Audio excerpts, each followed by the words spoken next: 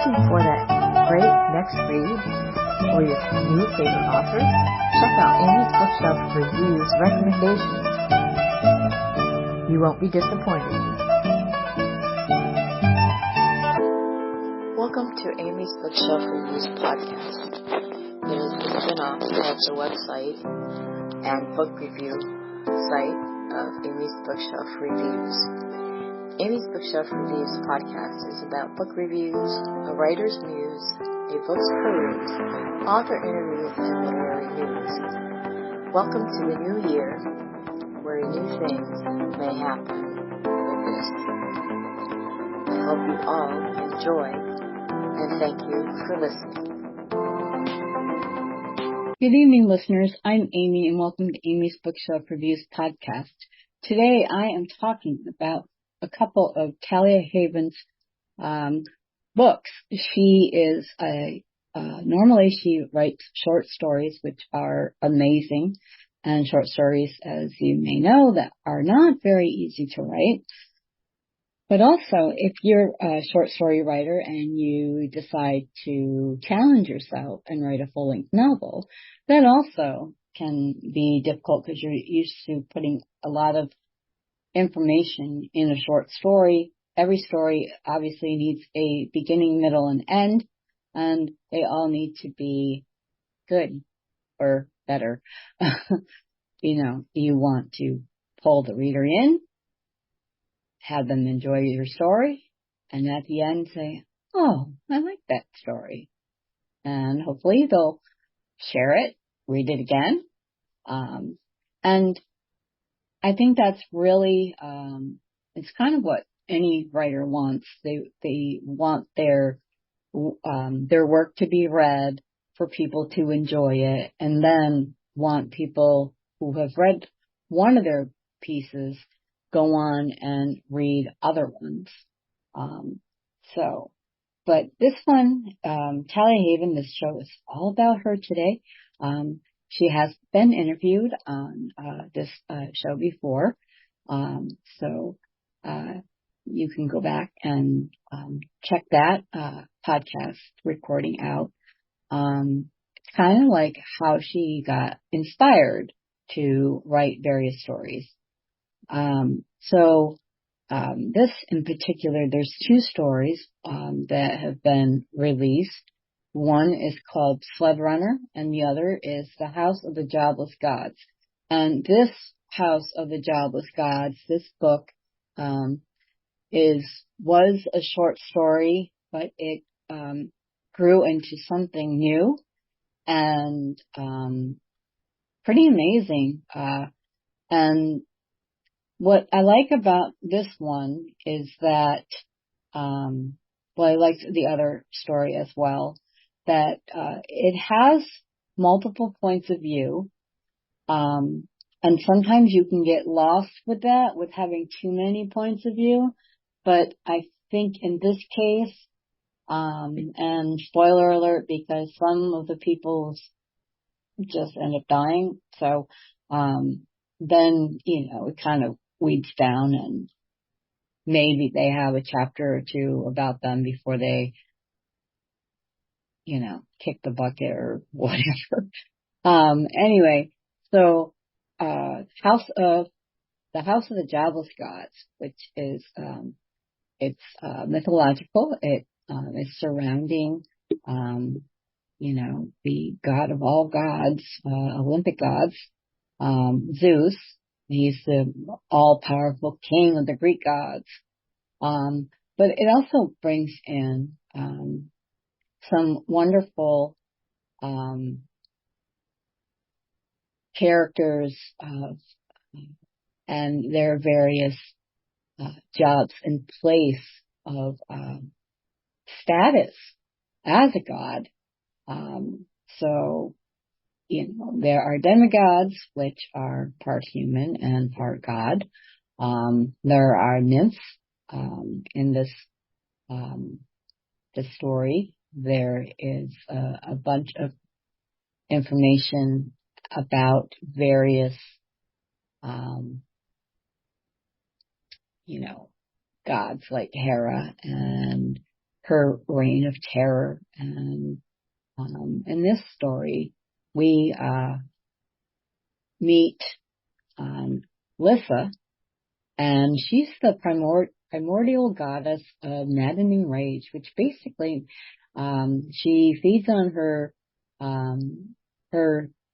I don't know, another person, and they, because of that, they're not like dying, they're just going into, madness. And then, of course, there's Feme, and I don't know if I pronounced that correctly, and she is the goddess of gossip, which is really interesting. So basically, from Olympus to Earth, rage restores balance.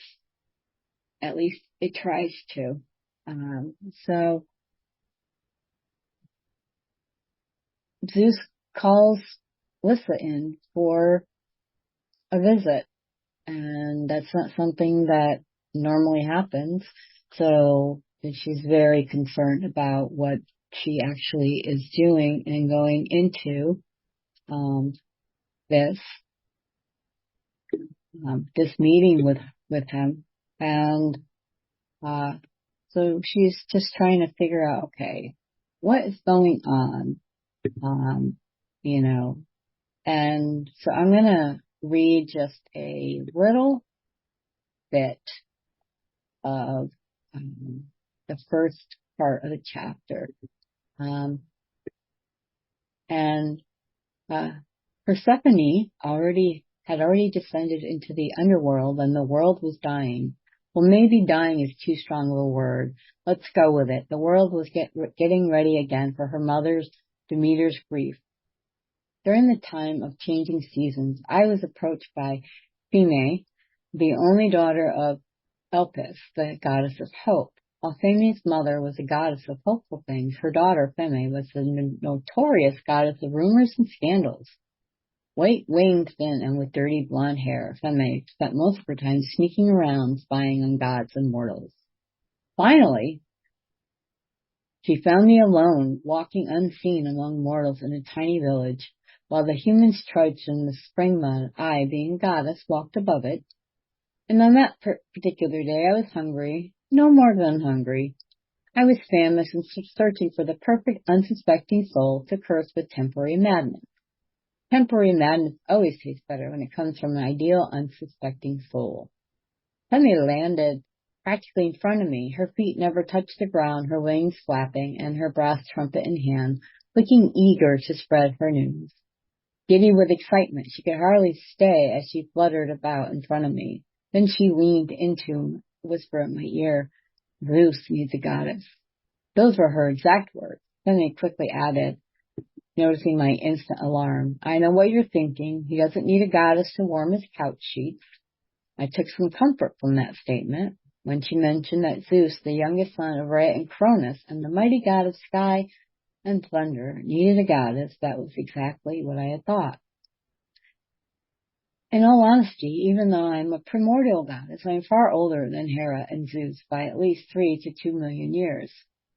And the last thing I wanted was to end up in Hera's bad side. There are just too many problems that come with it. So then I'm going to just fast forward a little bit to her meeting with Zeus. So it was I, and I alone, who the ruler of Mount Olympus had summoned. No one else happened to be present in the roofless throne room when I arrived. The sky was blue overhead with just a few fluffy clouds. Just so you know, when lightning throwing Zeus wants to meet with you, white fluffy clouds are always a good sign. It's just the two of us, and I am on my guard by trying to feel confident. And Zeus, well, he looked like his usual self, handsome as ever, probably the most beautiful god or man I've ever seen. At the same time, he could turn into an annoying beast at any moment. But today, he was wearing a white toga, sandals, shoulder-length hair, and a white beard that he's currently absent-mindedly stroking. His lightning bolts were in the cloud, a safe distance away, but still accessible if he got angry. Never being a god who makes small talk, Zeus, got right to the point. We need to keep the jobless gods under control and from going insane. And with that, I hope that entices you to read this story. It is available on Amazon, and it's The House of the Jobless Gods by Talia Haven. The next story I'm going to talk about from Talia is called Sled. It's a short story, and it's very interesting because she has a way of telling a story and making you realize that, wow, or make you think of something that's like, oh, how did she come up with that? Or, what was her thought process? And then, you read the story and it's like, wow, it's just how she turned whatever thoughts she had, whatever inspiration she had into something that was, that she could put down and make a story out of. And we get to enjoy it by reading it. So that, is something that she definitely has a gift for. So, Sled Runner, pretty, amazing story. And she, I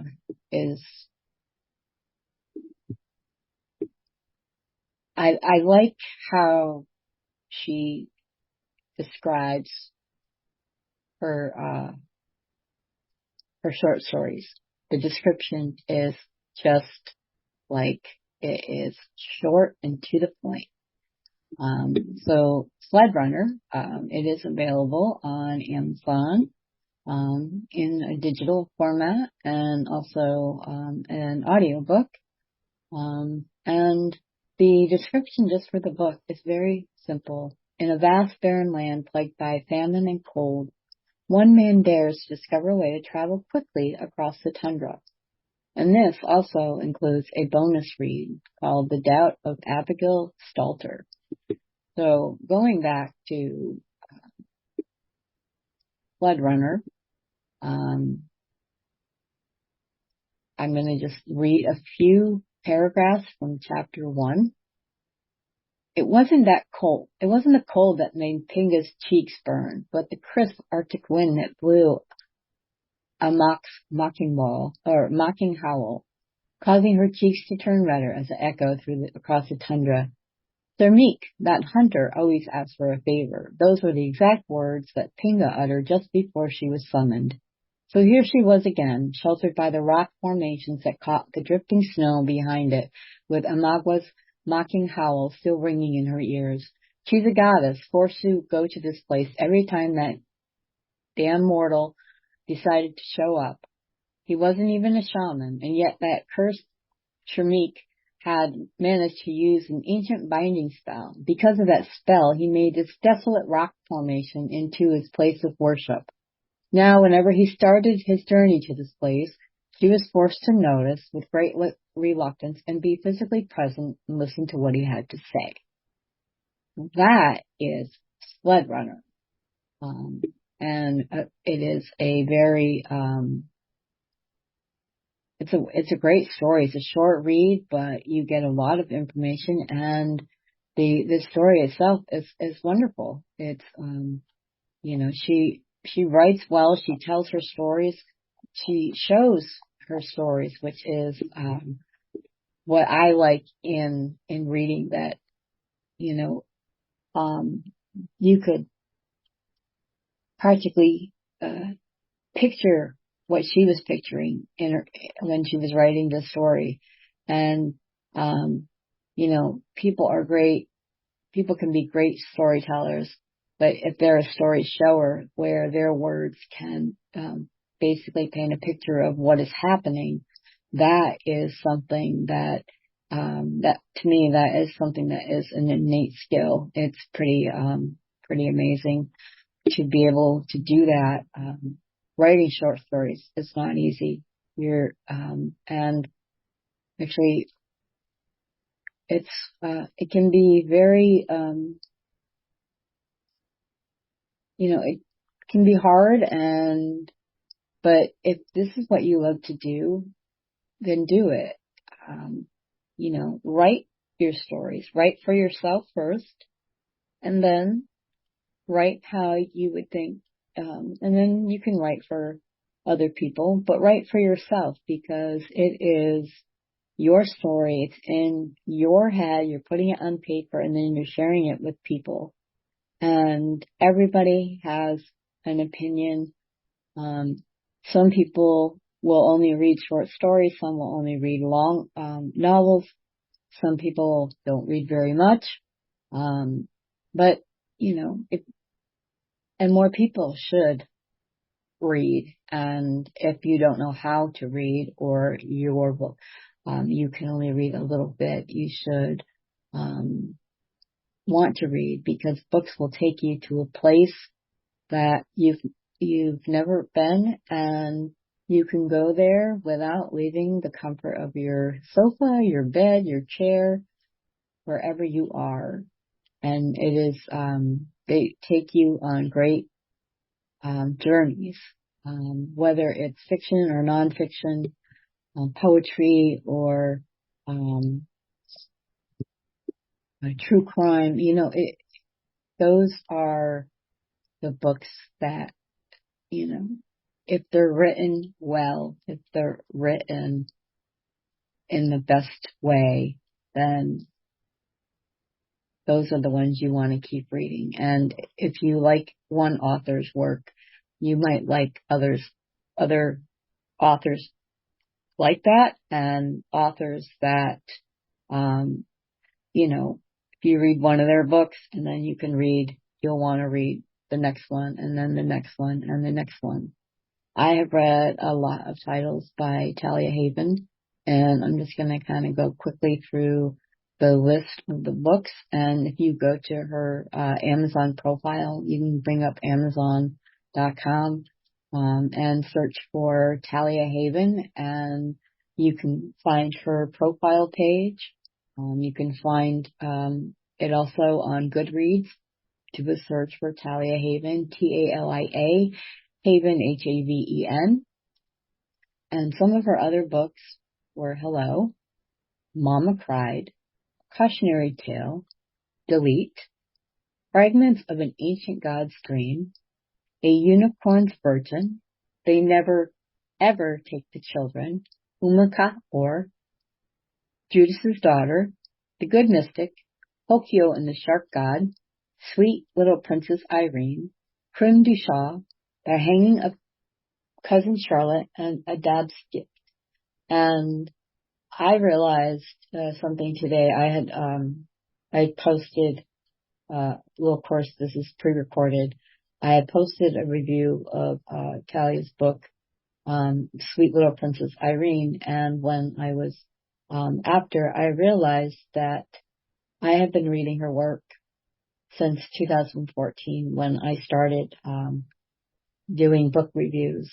So 11 years I've been doing book reviews on amysbookshelfreviews.com, and also been reading her work over the years. I thought that was pretty amazing. So it's interesting as well. Talia Haven is, I'm one of her biggest fans, and I like that I can read her work. Her last book, the back cover of House of the Jobless Gods, I designed it for her. So that's pretty. I like when I can have a connection with authors. After I've read their book, or while I've been reading all of their work, because some authors, they've told me that you're the only one that has read every single one of my books. And I find that more people should be aware of these authors that work their heart off, and they just keep writing and hoping that one day someone will read their book, will buy their story. And it's how that's what I wish, more people would read my work, I write short stories and I write full-length novels, and I recently wrote a children's book and published it just because I was inspired by someone that I was doing some work for. And there was something about having inspiration that, you kind of think, oh yeah, whatever. They were inspired. They saw a leaf fall. That inspired them to write a poem. It's not, that can be it. But it's not, sometimes it's just something pops in your head. It triggers a story and you don't realize what it is, what triggers it, but there it is. I think it's pretty amazing that we can do that and,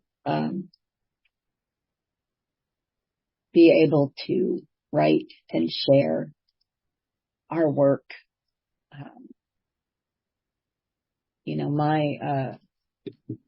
My own, as I said, my own stories aren't part of anything, but, they are in, I have my own written on, Amazon.com, Lulu.com. I have a spotlight page there where I have published digital and paperback and hardcover of some of my books. Some are digital only.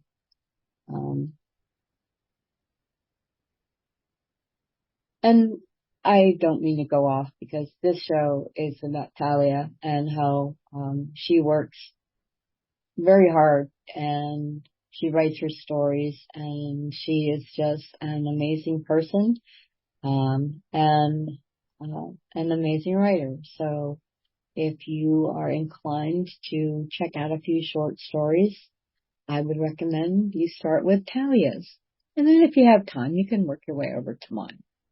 Anyway, if you wish for you or your book to be on the show, go to amysbookshelfreviews.com/podcast. Thank you for listening. Be safe, be well, and always be kind. Thank you for listening to Amy's Bookshelf Reviews. If you are looking to be on the podcast or looking for a book review, you can go to amysbookshelfreviews.com and look for the appropriate navigational menu. Again, thank you all for listening and being a supporter of this podcast and of the Amy's Bookshelf Reviews, professional reviewers of books and audiobooks. Thank you all. Be safe and be well.